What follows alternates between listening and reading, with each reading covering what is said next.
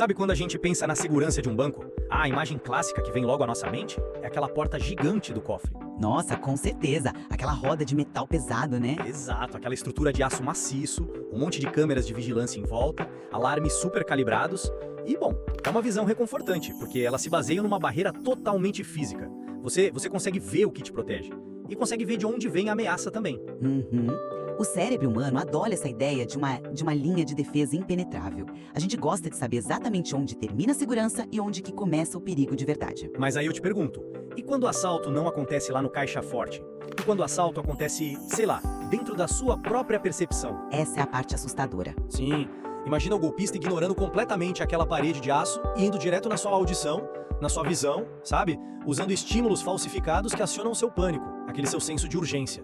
Quando isso acontece, o cofre blindado perde a utilidade na mesma hora. Perde porque a tecnologia de hoje não precisa mais quebrar fechaduras institucionais. Eles descobriram um atalho, que é muito mais eficiente. A tecnologia simplesmente imita com uma perfeição que é, olha, assustadora, a voz e o rosto de quem já tem a chave do nosso cofre emocional. Um filho, um pai, um cônjuge. Exatamente. A pessoa que você mais confia. Bem-vindos ao The Debate. Hoje a gente vai conversar sobre o que acontece quando a criminalidade descarta totalmente a força bruta e passa a hackear os nossos sentidos biológicos. Uma mudança de paradigma enorme. Gigante. Nosso foco hoje é explorar essa intersecção tão complexa entre, de um lado, o avanço brutal das inteligências artificiais gerativas e, do outro, a tentativa do nosso sistema legal e institucional de conter essa maré. Porque, para quem não acompanha os detalhes, todo mundo já deve ter ouvido falar daquele caso recente lá no Rio Grande do Sul. Ah, ou das celebridades. Isso, esse mesmo. Uma organização criminosa movimentou mais de 20 milhões de reais usando vídeos falsos com rostos de celebridades, tipo a Gisele Bündchen, a Sabrina Sato, tudo isso para endossar fraudes. E ao mesmo tempo, a gente tá vendo uma explosão, assim, muito silenciosa dos golpes telefônicos. Onde eles roubam a sua voz em poucos segundos. Exatamente, roubam a voz para extorquir a sua família no WhatsApp. Mas a resposta do Estado tem vindo com força, né? Pelo menos no papel. Tem. O Tribunal Superior Eleitoral, o TSE, baixou regras que proíbem totalmente o uso de deepfakes para difundir desinformação, agora durante as eleições, e responsabilizando diretamente as grandes plataformas. E, em paralelo, a gente tem a discussão super avançada do novo marco da IA, o famoso PL 1528. Que é bem ambicioso. Muito. Tenta impor regras duríssimas de rastreabilidade, né? Exigindo aquelas marcas d'água criptográficas e punindo quem não rotular conteúdos que são gerados por máquina. E é exatamente aí, nesse ponto, que entra a nossa grande pergunta de hoje. Essa arquitetura legal, com as proibições do TSE e essas novas exigências de rotulagem e metadados, elas conseguem, de fato, criar uma barreira contra esses golpes e contra essa epidemia de clonagem de voz? Ou será que a gente está lidando com uma tecnologia tão descentralizada, mas tão íntima, que torna qualquer legislação completamente obsoleta no exato segundo em que o presidente vai lá e assina o papel? Esse é o velho embate entre a velocidade da lei e a velocidade do código. Totalmente. Bom, eu argumento aqui do meu lado que esse arcabouço jurídico que o Brasil está montando cria, sim, uma infraestrutura de responsabilização que é vital. Eu acho que a ideia da lei não é impedir magicamente o golpista de criar o áudio falso lá no computador dele, no quarto dele. A lei ataca a logística. Ela sufoca a distribuição em massa do golpe e força as plataformas, que, convenhamos, são as rodovias por onde esse crime trafega, a agirem sob pena de multas que são milionárias. A gente não está atacando o sintoma, a gente ataca o modelo de negócios da fraude. Muito essa. Deixa-me explicar o porquê. Eu já trago uma visão que é muito mais cética sobre tudo isso. Eu argumento que essas leis focadas em grandes plataformas e rotulagem, elas são estruturalmente ineficazes contra a natureza psicológica do golpe. Como assim? O crime não tá mais só na praça pública de uma grande rede social, sabe? Ele tá no seu WhatsApp, ele tá numa ligação telefônica de ponta a ponta, ele explora vulnerabilidades que são puramente biológicas e humanas, que nenhum metadado criptográfico ou, sei lá, resolução de tribunal consegue interceptar a tempo. Entendo por que você pensa assim, mas deixe-me dar uma perspectiva diferente sobre isso. Deixa eu começar desconstruindo um pouquinho essa ideia de que a lei não chega no WhatsApp. A gente não tá falando de leis cosméticas aqui, sabe? De um mero selinho de qualidade. O Estado, ele tá criando um perímetro de segurança tecnológico com consequências financeiras bem pesadas. Mas será que chega na ponta? Chega porque, se a gente analisar a resolução recente do TSE e o texto lá do PL 15.028, o foco é a responsabilização solidária. Antes, a plataforma simplesmente dizia: eu sou só o carteiro, não me culpe pela carta-bomba. Lavavam as mãos. Total. Mas agora a regra diz, se você não remover a deepfake imediatamente, ou se o seu modelo de IA não rastrear a origem daquele conteúdo falso, você, Big Tech, você responde junto. Ok, eu entendo o mérito disso para campanhas amplas, mas como isso se aplica à fraude hiperdirecionada?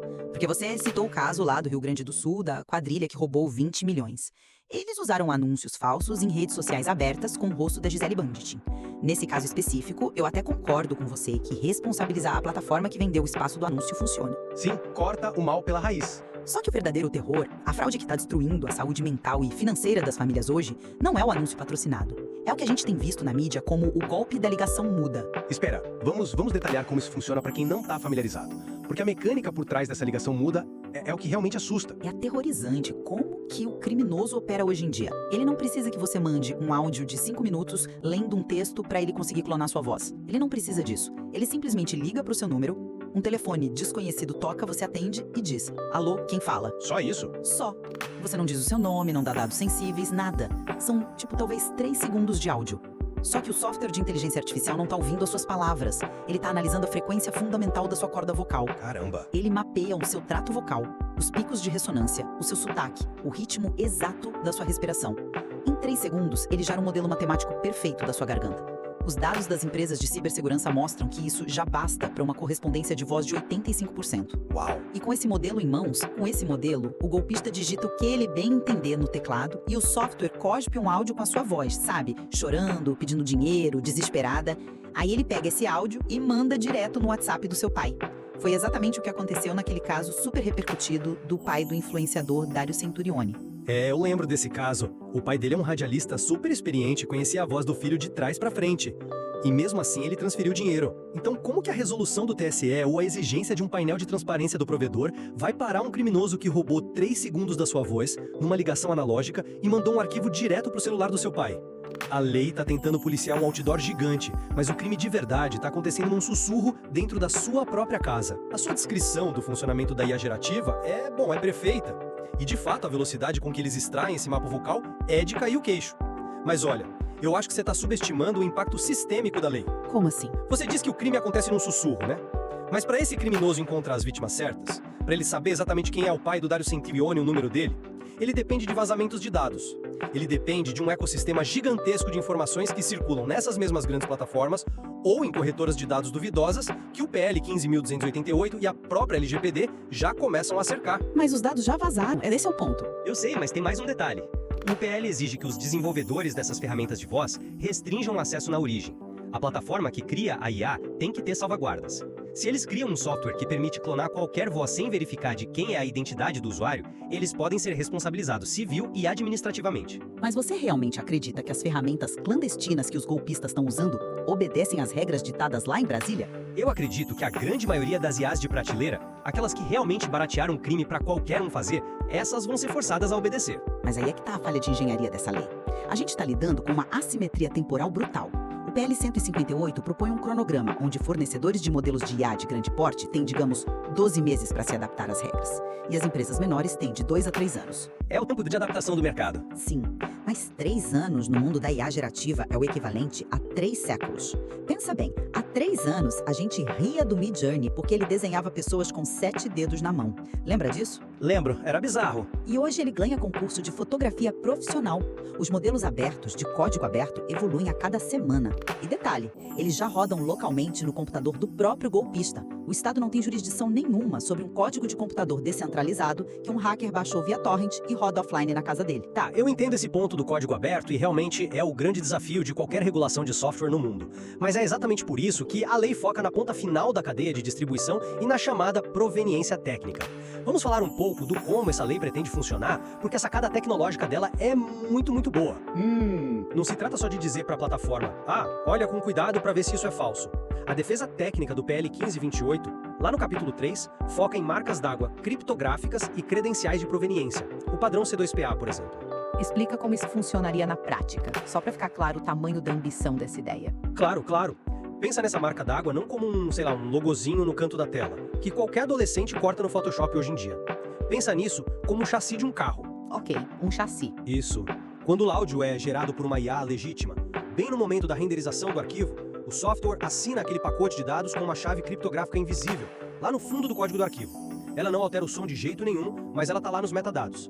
Aí quando o golpista pega esse áudio e tenta subir no WhatsApp, no Instagram, no Facebook, Os servidores dessas empresas fazem uma checagem automatizada em milissegundos. Certo. Se eles detectam a assinatura criptográfica de IA, ou, o que é muito mais importante, se eles detectam a ausência de uma assinatura legítima de uma câmera de celular ou de um microfone original, eles automaticamente podem colocar um aviso gigante lá de conteúdo gerado por IA ou até barrar o envio em épocas de eleição. E se a plataforma falhar em fazer essa checagem, aquela inversão do ônus da prova que o TSE criou entra em ação. Que pune a plataforma. Exatamente. A plataforma é punida porque era responsabilidade técnica dela olhar o chassi do arquivo. Olha, eu vejo isso de uma maneira diferente. A sua analogia do chassi, ela é ótima para explicar o mecanismo teórico, mas ela tem um buraco prático gigantesco, que é o chamado analog hole, o buraco analógico. O buraco analógico. Exatamente.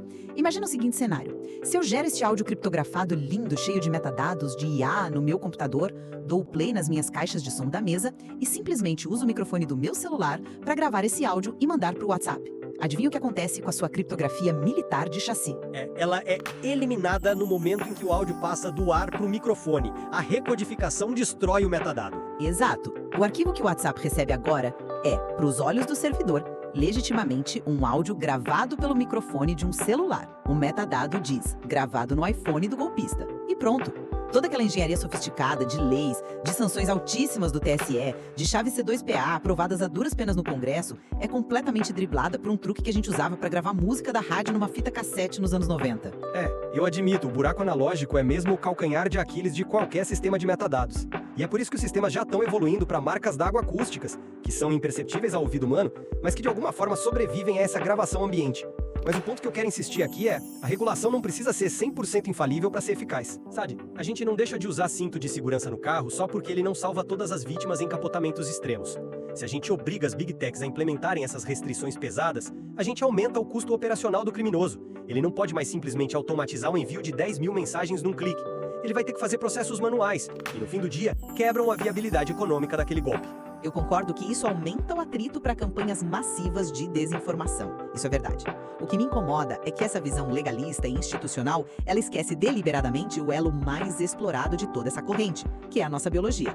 A detecção na vida real, no momento de pânico, não é feita lendo códigos hash ou analisando pacotes de dados. Ela é feita por olhos e ouvidos humanos em estado de choque. E você acha que a lei não ajuda a proteger esse humano que está em choque? Eu acho que a lei é irrelevante naquele milissegundo da decisão. De que adianta um alerta ou uma regra que vai multar alguém depois, se no fim das contas a vítima é um pai de família, recebendo um áudio perfeitamente clonado de um filho pedindo resgate para não morrer? É uma situação limite. E nesse momento a vítima não vai abrir as propriedades do arquivo no computador para checar credenciais de proveniência, né? Nós vivemos hoje o que alguns especialistas chamam de realidade de confiança zero. Ao longo de milhões de anos de evolução, o nosso cérebro foi programado duramente para confiar nos nossos sentidos básicos. Se eu ouço a sua voz, você está aqui comigo. Se eu vejo o seu rosto, é você. A inteligência artificial basicamente hackeou a evolução biológica humana em meros 5 anos. É uma maneira muito dramática de colocar as coisas, mas é real. Nós fomos biologicamente destreinados para duvidar. Perfeito. Por causa disso, as próprias campanhas de conscientização, e a gente vê isso claramente na campanha Fique Esperto da Anatel, nas orientações de especialistas da revista Veja, em reportagens do Domingo Espetacular, elas já entenderam que a defesa não está na lei, está no comportamento analógico do dia a dia. Nas dicas práticas, né? Sim, o que eles ensinam? Ensinam a procurar falhas de renderização, pessoas que não piscam direito nos vídeos, peles excessivamente perfeitas que parecem porcelana, falhas de sincronia labial ou dentes tortos.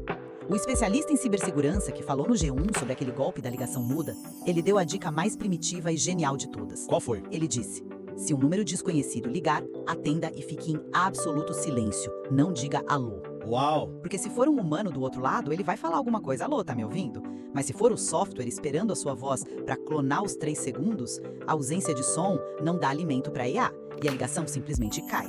Veja bem, eu concordo que essas soluções são táticas de evasão e sobrevivência fascinantes. O próprio esquema da senha de segurança familiar, né? De combinar com a sua mãe uma palavra aleatória, tipo, sei lá, abacaxi, para quando alguém pedir dinheiro no WhatsApp, isso é super inteligente. Mas eu preciso fazer um questionamento sério a essa lógica. Pode fazer. Você percebe que focar nisso é essencialmente transferir o peso da segurança nacional e cibernética de volta para as costas do indivíduo? Como assim? É capacitar as pessoas a se defenderem. É capacitar, sim, mas com um traço muito perverso de culpar a vítima, no final das contas. Exigir que um cidadão leigo, que chega cansado do trabalho, muitas vezes idoso, tenha que atuar como perito forense de áudio e vídeo na tela de um celular de 5 polegadas. Isso não faz o menor sentido numa sociedade moderna. Não é sobre ser perito. Mas acaba sendo. Se a pessoa cai no golpe, a gente vai cruzar os braços e dizer: ah, mas você não prestou atenção na iluminação assimétrica do rosto do avatar. É o equivalente digital a dizer que o motorista mereceu bater o carro porque não checou a pastilha de freio antes de sair de casa, ignorando completamente um defeito de fábrica que a montadora tentou esconder. A legislação eleitoral e os projetos de lei não assumem que o cidadão tem que ser infalível. Eles puxam esse fardo da proteção de volta para onde ele deve estar, no Estado e nas empresas bilionárias. Não estou convencida por essa linha de raciocínio porque ninguém aqui quer culpar a vítima. A revista Veja acertou em cheio quando cunhou aquela frase: o ceticismo é o novo antivírus. Não é que a gente ache justo que as pessoas tenham que viver desconfiadas de absolutamente tudo. É que nós não temos outra escolha hoje. É uma visão meio pessimista. É uma visão realista. A tecnologia avançou para um ponto em que a infraestrutura não nos protege em tempo real. Os dados vazados do CPF, do endereço, eles já dão uma casca de veracidade que o golpista usa para arrombar a porta da sua confiança logo de cara. A lei é um papel, ela é lenta. O ceticismo, o combinado da senha familiar, o silêncio ao telefone, isso salva o dinheiro e a paz do idoso hoje, agora. Eu entendo a urgência, eu entendo mesmo, mas veja o exemplo do TSE de novo. O tribunal não virou e disse: eleitor, aprenda a identificar um vídeo falso no domingo de eleição. Não, ele disse: é terminantemente proibido veicular deepfake com fatos inverídicos. E mais, a regra proíbe o uso de qualquer IA nas 72 horas que antecedem o pleito. Por que eles fizeram isso? Porque o ministro Alexandre de Moraes e o corpo técnico do tribunal entenderam exatamente isso que você falou sobre a nossa biologia. Eles perceberam que o nosso cérebro, sob a tensão e a velocidade absurda dos últimos 3 dias de uma eleição, não consegue processar o que é verdadeiro ou falso. Então qual é a ação estrutural? Bloquear a veiculação totalmente. Isso não é transferir a responsabilidade, é o Estado atuando como um disjuntor de segurança. É a materialização daquela premissa básica: o que é crime no mundo físico tem que ser severamente punido no ambiente virtual, atacando diretamente as plataformas que ganham dinheiro com o tráfego dessas mentiras. Olha, o disjuntor eleitoral do TSE faz sentido, sim, dentro da bolha de uma campanha política. Ali, os alvos são públicos e a distribuição da mentira também é pública. Você joga deepfake de um candidato no Twitter, o TSE vê, multa a rede e manda tirar do ar. Funciona. Mas no dia a dia, sabe? No varejo da extorsão criminal que a gente está discutindo desde o começo, o golpe da clonagem de voz da filha chorando, para esse golpe não existe 72 horas antes da eleição. É verdade, não tem prazo. O alvo é totalmente privado, a distribuição é direta, é privada. O áudio não passa pelo disjuntor de Brasília. O meu ponto é que essas duas realidades, o macro do Estado e o micro da psicologia de quem está no telefone, elas operam em frequências tão diferentes que a lei, na maior parte das vezes em que o cidadão realmente precisa dela para não perder as economias da vida, ela é apenas um espectador impotente. É um contraponto muito sólido. Mas para organizar as nossas visões aqui no encerramento, eu continuo acreditando que o nosso foco não pode se perder só no microcosmo da vítima isolada. Sim, a tática criminosa de usar amostras vocais de 3 segundos e abusar de bancos de dados vazados mostra uma agilidade que é muito perturbadora. Demais. Mas a arquitetura legal do PL 1528 e essas resoluções afiadas do TSE impõem o que chamamos de custo de atrito, sabe? Ao forçar uma rotulagem imperativa, ao exigir padrões de metadados na raiz dos softwares de IA e instituir multas colossais contra plataformas lenientes, o Brasil monta sim uma infraestrutura de contenção. A gente pode não conseguir impedir todas as gotas de caírem na cabeça do cidadão, é fato, mas a gente está construindo a barragem que impede o rio de transbordar completamente. E sem esse freio institucional pesado, olha, nenhum ceticismo biológico seria suficiente para aguentar a enxurrada. Do meu lado da trincheira, a conclusão é que a barragem sempre vai ter furos. E os furos estão exatamente na nossa biologia. A regulamentação foca no tráfego e nos metadados, o que é nobre, claro, mas falha em reconhecer que os ataques diretos operam justamente pelas lacunas, como aqueles buracos analógicos que a gente falou, ou a criptografia ponta a ponta do WhatsApp, onde a lei simplesmente não entra. É a parte cega da lei. Exato. Quando um golpe explora um instinto que é primordial, ele não precisa de escala massiva. Ele precisa só de uma conexão direta. Até que a gente tenha uma tecnologia capaz de validar intrinsecamente a realidade no momento em que ela toca o nosso ouvido, sei lá, um antivírus direto pro tímpano, o nosso escudo mais rápido e funcional continua sendo treinar o nosso ceticismo. Usar táticas como as senhas familiares e não dar um alô de graça para números que a gente não conhece. O que fica muito claro no material de hoje é que estamos vivendo talvez uma das maiores renegociações cognitivas de toda a história humana.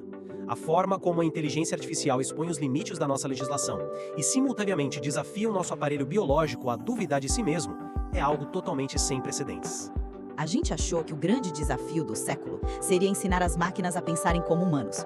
Mas o verdadeiro desafio está sendo ensinar os humanos a não confiarem cegamente nas máquinas que se parecem conosco. Muito bem dito. E na próxima vez que o seu telefone tocar de um número estranho e a voz lá do outro lado pedir urgência, dinheiro ou socorro, lembre-se, talvez o verdadeiro cofre que o golpista está tentando arrombar não seja sua conta bancária. Exato. O cofre que ele quer abrir é a confiança fundamental que a evolução colocou dentro da sua cabeça. Muito obrigado por nos acompanhar hoje nessa discussão. Fiquem atentos, protejam suas senhas e, acima de tudo, o seu alô. Até o próximo The Debate.